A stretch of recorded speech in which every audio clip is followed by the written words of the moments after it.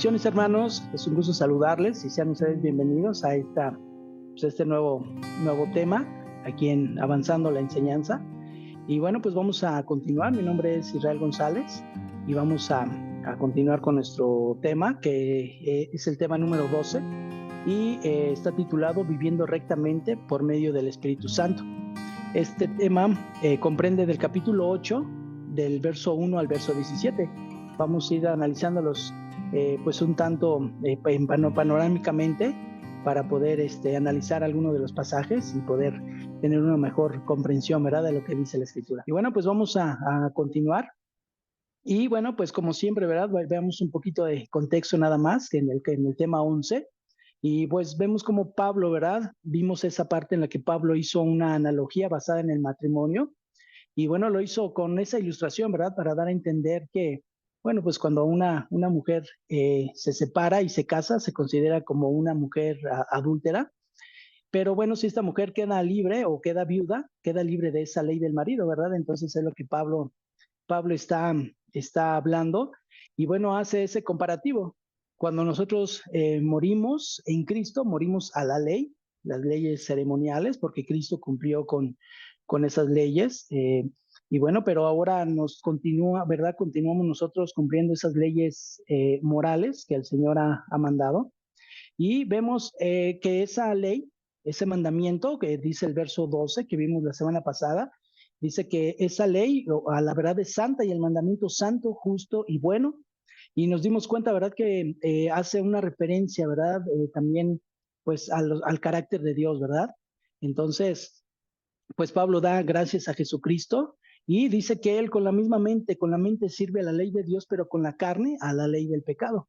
Es decir, que pues Pablo servía con ese razonamiento, ¿verdad? A lo que el original apunta es, con razonamiento estoy sirviendo, ¿verdad?, esclavizado. Y bueno, pues Pablo inicia este capítulo con un grande privilegio, ¿verdad? Dice el verso 1, vamos a leer del capítulo 8, dice de la siguiente manera. Ahora pues, ninguna condenación hay para los que están en Cristo Jesús, los que no andan conforme a la carne, sino conforme al Espíritu. Y bueno, qué hermoso, ¿verdad?, que saber que ya no estamos bajo una condenación. Pablo lo afirma. Esta palabra condenación, pues realmente es un veredicto, es decir, que ya es una sentencia emitida por un juez justo y santo. Pero esa condenación ya no está sobre los que estamos en Cristo Jesús. Y bueno, pues veamos algo sobre este texto. En el original se lee solamente, realmente ahora ninguna condenación hay a los que están en Cristo Jesús. Es decir, que la otra parte que dice los que no andan conforme a la carne, sino conforme al espíritu, no se encuentra en el original griego.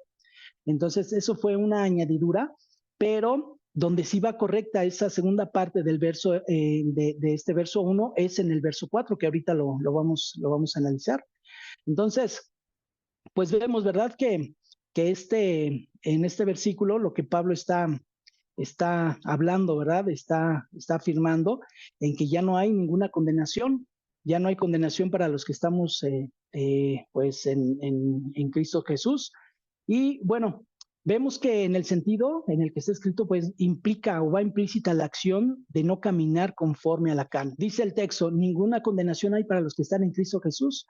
Veamos que la palabra en es una preposición que denota es una posición fija o es un lugar, un tiempo o un estado. Y bueno, esta tiene una relación de reposo. O sea, dicho de otra manera, la palabra en o la preposición en que aparece en el griego tiene el sentido de permanecer en el interior, es decir, o bajo el cuidado de alguien. Eso es lo que la preposición indica. Y en este caso, bueno, los hijos de Dios estamos bajo el cuidado, estamos bajo la protección, pues ¿de quién? Pues del Señor, ¿verdad? Ahí es donde nosotros nos encontramos en quietud, donde nos encontramos en reposo y en la seguridad, ¿verdad?, en Cristo, por la que pues ya la sentencia pues ya no está dada hacia nosotros, ¿verdad? Nos fue quitada porque pues por la gracia del Señor, ¿verdad?, por su misericordia. En el verso 2, del verso 2 al verso 4, Pablo da una explicación de la razón por la cual el creyente es declarado justo y libre de la sentencia condenatoria. Dice el verso 2, porque la ley del Espíritu de vida en Cristo Jesús me ha librado de la ley del pecado y de la muerte. pues Pablo dice que la ley del Espíritu me ha librado de la ley del pecado y de la muerte. Veamos que el pecado y la muerte imponen, pues sí, realmente imponen una ley, ¿verdad? Imponen su ley, imponen su norma de conducta, y pues eso lo hace, pero a alguien que no es convertido, ¿verdad? Porque los que ya estamos convertidos, bueno, pues entonces ya la ley del pecado ya no debe de gobernar en nosotros, sino la ley de Cristo, y esto pues lo tenemos que hacer para agradar al Señor. Entonces, ahora somos nosotros libres de esa condenación, y ahora quien rige nuestras vidas, pues es la ley del Espíritu Santo. Del verso 3 al verso 4, Pablo escribe que la ley misma no puede vencer al pecado, porque la ley pues solo era para mostrar el pecado, es lo único que el propósito de la ley, y no puede vencerlo, ¿verdad? Porque pues digo, esos deseos pecaminosos pertenecen a la carne. Entonces, las leyes no las dio el Señor, o las dio el Señor para prevenirnos, ¿verdad? De hacer algo incorrecto, indebido, algo que como agradar a la carne, pero pues no al Señor. Entonces, por eso es que Dios, el Padre, envió a su Hijo en semejanza de carne de pecado, es decir, en semejanza a las debilidades humanas. Así fue como el Señor vino a esta tierra para, bueno, pues igual con esas debilidades de tentación, esas debilidades de todo, ¿verdad? Lo que implica estar en este cuerpo. Y así vino el Señor, pero obviamente sin ningún pecado. Y bueno, pues Cristo fue tentado también fue tentado, pero él nunca pecó, y al morir en la cruz condenó, es decir, declaró sentencia de una vez por todas al pecado en la carne. Eso es lo que apunta el original, es de una vez por todas, solamente una vez, y no lo va a volver a hacer porque él ya lo hizo, ya cumplió, y ahora nos corresponde a nosotros pues pelear y luchar también para no caer en esas tentaciones de pecado. Entonces, pues para los que estamos en Cristo Jesús y somos justificados por medio de Cristo, pues ahora no debemos andar conforme a la carne, sino conforme al Espíritu, que es ahí donde sí lo marca, donde sí va acomodado. Esa segunda parte que leímos en el verso 1, en el verso 4 es donde va esa segunda parte del texto. Y bueno, en el verso 5 dice de la siguiente manera: porque los que son de la carne piensan en las cosas de la carne, pero los que son del Espíritu en las cosas del Espíritu. Es muy importante que pensemos y de igual manera meditemos en esos pasajes. Y pues este es el momento, ¿verdad?, de hacernos un autoanálisis realmente sobre una conducta, sobre nuestra manera en la que estamos viviendo. Ahí deberíamos de hacernos, ¿verdad?, este autoanálisis. ¿En qué caminamos?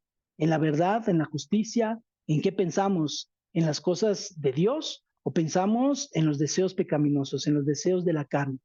Entonces es un buen momento, ¿verdad?, para reflexionarlo. Y bueno, no sé si algunos de ustedes, yo creo que sí, la mayoría, hemos escuchado, ¿verdad?, esa parte que dice que hay cristianos carnales. Yo creo que sí lo hemos escuchado, ¿verdad? De mucho se menciona sobre los cristianos carnales. Pero pues vamos a reflexionar un poco. La verdad es de que un cristiano vive en este cuerpo que está propenso para ser tentado, esa es la verdad. Pero el verso 5 es muy claro, es muy claro al decir que porque los que son de la carne piensan en las cosas de la carne. Es decir, cuando dice la palabra los que son de la carne, son es un verbo que quiere decir ser o existir. Ese es la traducción del verbo del griego al español. Y el verbo está en un verbo presente, entonces lo podemos leer, decir siendo, están siendo. Y el verbo piensan se define como ejercitar la mente, en tener entendimiento o estar dispuesto. Entonces es un verbo que en el griego se declina como presente activo, lo cual eso quiere decir que están pensando de su propia voluntad. ¿En qué? Pues en las cosas de la carne, o sea, ya eso ya es algo que se le llaman, o como le decimos, ¿verdad?, coloquialmente, con alevosía y ventaja. Entonces, eso es lo que apunta el texto.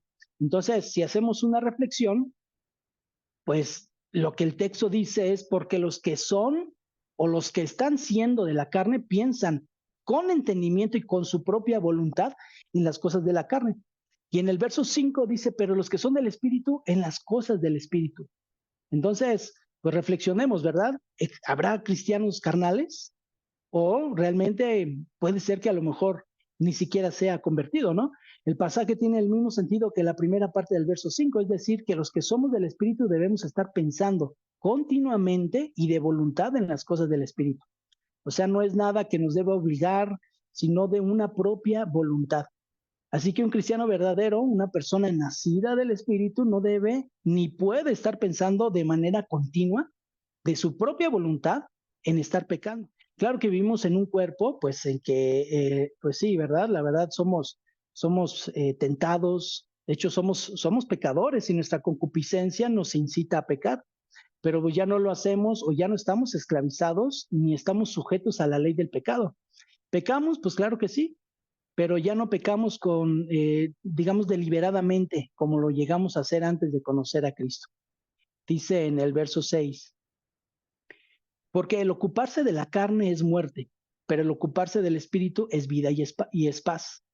Entonces vemos que dice el ocuparse de la carne es muerte, ya sea de la carne o del espíritu, pero habla de ocuparse, tiene dos palabras, ¿verdad? Esa palabra la menciona dos veces, el ocuparse de la carne y el ocuparse del espíritu.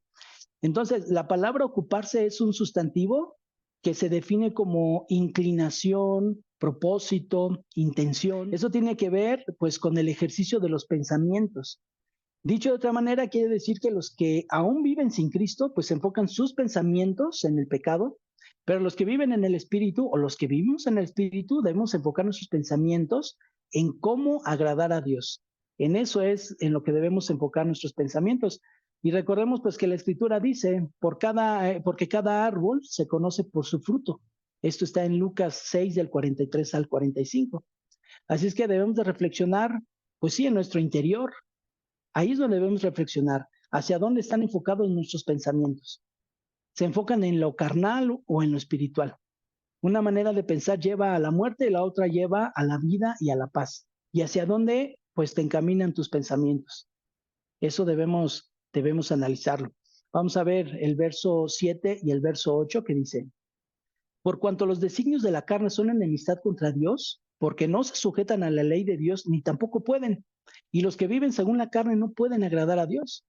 Entonces, el sustantivo designios es el mismo sentido que la palabra ocuparse. Y pues lo que dice literalmente es que los que piensan en satisfacer los deseos de la carne son enemigos de Dios. Y los que viven en pecado y pecando deliberadamente, es decir, quienes pecan con intención de su propia voluntad y con esa conciencia, pues realmente no pueden agradar a Dios. Ahora pensemos en algo. ¿Usted cree que haya cristianos carnales? No se puede. O sea, no se supone que un cristiano es un seguidor de Cristo. No un nacido de nuevo dirige sus pensamientos a agradar a Dios. Reflexionemos en esto, ya que pues si alguien dice ser cristiano, pero sus frutos y sus pensamientos van enfocados al pecado, bueno, pues la línea divisoria entre el creyente y el no creyente, la verdad es muy fina, ¿verdad? Y es difícil reconocerlos muchas veces en la iglesia, ¿verdad? A un convertido y a un no convertido. Pero bueno, ahí usted lo puede analizar, lo puede meditar y bueno, pues puede sacar una conclusión, ¿verdad? Propia. El verso 9 nos abre un poquito más el panorama refiriéndonos a esto de lo que estamos hablando. Dice, mas vosotros no vivís según la carne, sino según el Espíritu. Si es que el Espíritu de Dios mora en vosotros. Y si alguno no tiene el Espíritu de Cristo, simplemente dice el texto, no es de él. Entonces, por medio de este texto podemos aprender que una persona nacida de nuevo no vive según la carne, sino según el Espíritu. Pero hay algo muy importante que debemos observar. Si es que el Espíritu de Dios mora en vosotros, o sea, ¿qué le parece? ¿Qué le parece, verdad? O sea, si es que Pablo afirma que un creyente genuino no vive en la carne, es decir, no peca deliberadamente. Entonces, debe vivir en el Espíritu, un verdadero creyente. Si es que el Espíritu de verdad, dice, de Dios mora en vosotros. El original es bien interesante, hermanos, pues sí, ¿verdad? Verlo desde un punto, en el sentido original, porque dice, si es que alguna vez el Espíritu de Dios mora o vive o tiene morada en vosotros, porque la Biblia pues afirma que si alguno no tiene el Espíritu de Cristo, pues simplemente no es de él. Y bueno, pues es así de simple, hermanos. Alguien que se la pasa pecando deliberadamente definitivamente no puede ser de Cristo. Las dos palabras no que leímos en este texto es en el original es un no absoluto. O sea, no hay una opción de que, bueno, puede ser, no, es un no absoluto. Y si no se tiene, o sea, si no se tiene el espíritu, pues realmente no es de él. No hay quien pueda cambiar al hombre, ¿verdad? Si no es el Señor por medio de su Santo Espíritu. Y bueno, el verso 10 dice, pero si Cristo está en vosotros, el cuerpo en verdad está muerto a causa del pecado, mas el espíritu vive a causa de la justicia. Y bueno, pues este es hermoso, ¿verdad? Y es reconfortante, porque los que, pues realmente lo que nos habla el Señor es que el cuerpo en el que vivimos, algún día, pues sí, debe de morir por causa del pecado. Pero si Cristo está en nosotros, tenemos la esperanza de que cuando muramos, habitaremos con el Señor, porque Dios nos declara justos por medio de la sangre de su Hijo Jesucristo. Bueno, el verso 11 dice que si el Espíritu Santo mora en nosotros, así como levantó de los muertos a Jesús, también lo hará con nosotros. Y del verso 12 y 13 dice que somos deudores, pero no en la carne, para que vivamos conforme a la carne. Y el verso 13, la sección B, dice, mas si por el Espíritu hacéis morir las obras de la carne, viviréis. Las obras es la palabra praxis, y está escrita en un plural que quiere decir practicar, desempeñar repetidamente o habitualmente una acción. Es decir, que si vivimos en el mismo espíritu nos ayuda a hacer morir las prácticas del pecado, lo que hacíamos habitualmente. El practicar el pecado, alguien que no conoce a Cristo, ya es algo habitual, ya es algo que se hace continuamente, ya no hay, eh, es como un patrón de conducta, ¿verdad? Y esto, pues, ¿qué son los deseos de la carne? Lo podemos leer en Gálatas 5, del 19 al 21. Y bueno, dice el 14, porque todos los que son guiados por el Espíritu de Dios, estos son hijos de Dios. Y el 15, pues no habéis recibido el espíritu de esclavitud para estar otra vez en temor, sino que habéis recibido el espíritu de adopción por el cual clamamos Abba Padre. Y bueno, a mí me gustaría, hermanos, en este punto sí, también explicar algo, y es bien interesante. ¿Cuántas veces, verdad, hemos escuchado, verdad, que muchos afirman que la palabra Abba quiere decir papito? Y muchos se refieren a Dios de esa manera, ¿no? Ay, papito, y bueno, pero la verdad es que la palabra no quiere decir eso. La palabra Abba quiere decir padre. Es la misma palabra, pero ahorita vamos a analizarlo. Solo que esa palabra Abba está en arameo, o sea, es de origen caldeo, pero pues era el idioma habitual, ¿verdad?, del Señor en esa época. Entonces, es lo que quiere decir. La palabra Abba quiere decir padre. Pero entonces, ¿a poco Pablo quiso decir padre, padre? Podríamos pensar, ¿verdad? Pero bueno, recordemos que quien lo dijo primeramente fue nuestro Señor Jesucristo en el Getsemaní, ¿verdad? En Marcos 14:36, donde hace su oración y dice, Abba, Padre, ¿verdad? Si pudiera pasar esta copa de mí, pero no se haga mi voluntad, sino la tuya. Pero bueno, la palabra Abba se aproxima a un nombre personal, o sea, implica una confianza total y enfatiza doblemente la paternidad de Dios. En la antigüedad no era permitido que los esclavos llamaran así a los amos, ya que solo podían usarlo, esa palabra, a los hijos. Eran los únicos que podían usarlo hacia su padre. Y el original dice que la palabra Abba es como un vocativo. Un vocativo es un llamado o nombramiento que se le hace a alguien para decirle algo o simplemente para dar una orden. El objetivo de llamar la atención del oyente o del lector, eso es la función de un vocativo. Por ejemplo, vamos a suponer que, digamos que yo estoy solo en una habitación y estoy con una persona, ¿no? Digamos que estoy con mi prima en una habitación, pero yo necesito que me pase un libro. Entonces, sería muy, lo normal es, oye, ¿me pasas por favor el libro? Tal libro o cualquier cosa, ¿verdad? Cualquier objeto. ¿Me puedes pasar el libro? Pero al yo hacerlo, Armando, ¿me podrías pasar el libro? ¿O me podrías pasar el libro, Armando? ¿Qué es lo que estoy haciendo? Esa es la función de un vocativo. La función de un vocativo es puntualizar o llamar la atención. Esto es decir que alguien cuando estamos a solas, a lo mejor puede sonar innecesario, pero cuando se hace de esa manera, se conoce ese vocativo para llamar esa atención, como les estaba diciendo. Entonces, resumimos, Abba solamente es para enfatizar y para hacer resaltar la paternidad y el amor de Dios. Y al decir Padre, bueno, pues lo está hablando como diciendo, ¿saben qué? Es un Dios amoroso ¿Y quién es el Dios amoroso? No un padre, sino el Padre. Vamos a suponer, ¿no? ¿Cómo se dirige a un niño, verdad? Nos podemos dirigir a Dios como lo hace un hijo a su padre. ¿Cómo? Con seguridad, con confianza, con el respeto que Dios merece, no como niños caprichosos que buscan a toda costa manipular al Padre, ¿verdad? Para obtener lo que desean, sino con Dios nos dirigimos con ese respeto, ¿no?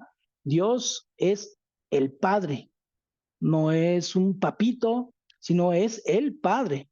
Entonces, quiero suponer, o yo imagino que lo pueden tomar de esa manera, ¿no? Como hablando como tiernamente, pero no es la palabra, el sentido de esa palabra. Y bueno, pues por último, en los versos 16 y 17 vemos que el Espíritu Santo da testimonio, ¿verdad? A nuestro espíritu de que somos hijos de Dios y al ser hijos tenemos dos beneficios. Somos herederos de Dios y somos coherederos con Cristo.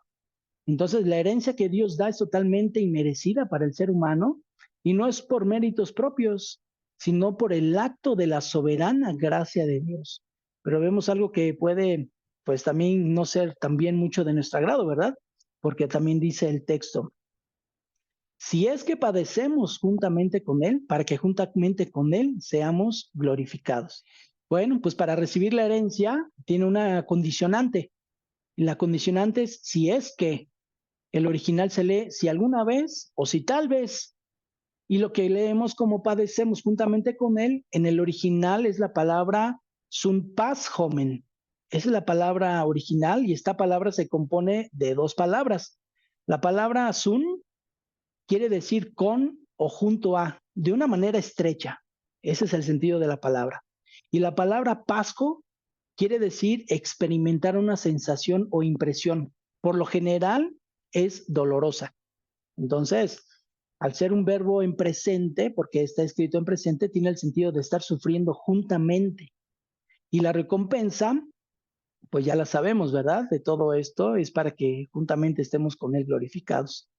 Y bueno, pues así es que hermanos, pues esforcémonos porque también nos corresponde padecer juntamente con Cristo, así como Él padeció, de igual manera nosotros. Persecución, lo que sea, hermanos, pero nada de ello nos va a separar del amor del Señor. Si tú no has entregado tu vida a Cristo y quieres recibir esa recompensa, quieres recibir esa herencia y ser coheredero con Cristo, entrega tu vida al Señor, entrega tu vida a Dios, mantente firme en esa convicción de agradar al Señor, con tus pensamientos, con tus acciones, con tu voluntad. Y es difícil, pues sí lo es, pero la recompensa es todavía mayor que la que podamos recibir de cualquier eh, persona en esta tierra. Y bueno, pues damos gracias a Dios por esta palabra y esperamos de todo corazón que pues haya sido de bendición para todos. Y vamos a continuar también, ¿verdad? Con nuestro estudio, que la próxima semana, si el Señor nos permite, será el tema 13. Y bueno, pues vamos a verlo bajo un título que se llamará Después de los sufrimientos viene la gloria. Esto es del Romanos 8, del 18 al 39. Y bueno, hermanos, recordemos que pues sigamos esforzándonos en oración, sigamos esforzándonos en estudio y escudriñando las escrituras. Que Dios les bendiga, hermanos, que Dios les guarde. Y bueno, pues si Dios lo permite, nos vemos la próxima semana. Bendiciones.